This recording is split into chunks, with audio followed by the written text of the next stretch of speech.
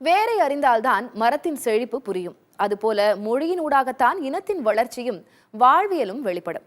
பன்னெடுங்காலம் முன்பு நமது மூதாதையர் எழுதிய தமிழ் வடிவத்தை இக்கால மாணவர்களுக்கு கல்வெட்டுகளில் பொறிக்கப்பட்டிருக்கும் பழமையான தமிழ் எழுத்துக்களை கோவையைச் சேர்ந்த தமிழ் ஆசிரியர் ஒருவர் கற்றுக் கொடுத்து வருகிறார். இது குறித்து விரிவாக பார்க்கலாம்.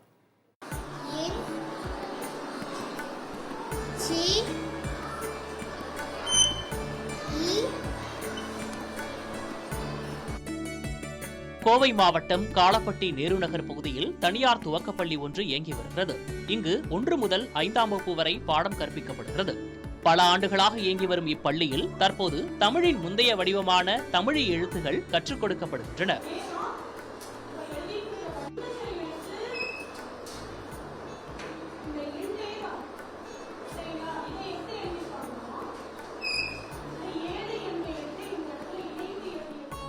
இரண்டாம் வகுப்பு முதல் 5ஆம் வகுப்பு வரை தமிழில் ஆர்வமுள்ள குழந்தைகளுக்கு தமிழ் எழுத்து வடிவத்தை கற்றுத்தருகிறார் தமிழ் ஆசிரியை கவிதா. இவரை இவ்வாறு கற்றுத்தர தூண்டிய சம்பவத்தையும் இவர் நினைவு கூறுகிறார். என் வகுப்பறையில் ஒரு மாணவன் எழுப்பிய வினா, எப்படி நம்மளோட தமிழோட முந்தைய வடிவம் இருந்துச்சு, அது எப்படி எழுத ஆரம்பிச்சாங்க அப்படிங்கிறப்போ நமக்கு ஒரு விஷயத்தை கற்றுட்டா தான் அதை முழுமையாக நம்ம சொல்லி மாணவர்களுக்கு கொண்டு போய் சேர்க்கணுங்கிறதுக்காக இங்கே பிஹெச்டி அறிவியல் கல்லூரியில் இது ஒரு தனித்துறையாக ஆரம்பிச்சிருக்காங்க. நல்லா போயிட்டுருக்கு.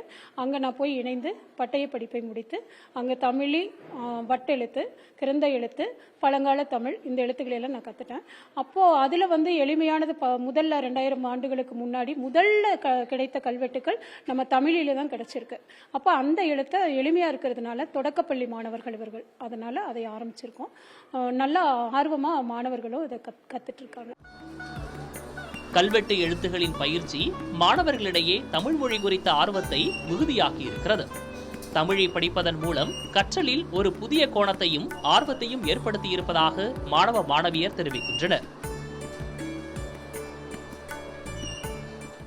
நாங்கள் கல்வெட்டுகள் கற்றுக்கிட்டு இருக்கோம். அதோட பொருள் இந்த மாதிரி எங்களோட பெயர்களை தமிழில் எழுதுறதுக்கு கற்றுக்கிட்டு இருக்கோம்.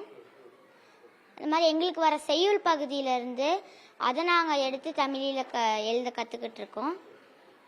தமிழோட ரொம்ப 2000 வருஷம் பழமையான வடிவம். இந்த வடிவம் பார்க்கறதுக்கு ரொம்ப வித்தியாசமாக இருக்கிறதுனால நான் ரொம்ப ஆர்வமாக கற்றுட்ருக்கேன். எனக்கு ரொம்ப பிடிச்சிருக்கு. என் பேரை தமிழிலையும் எழுதுவேன், கல்வெட்டும் சொல்லுவேன், 2-3 கல்வெட்டு சொல்லுவேன்.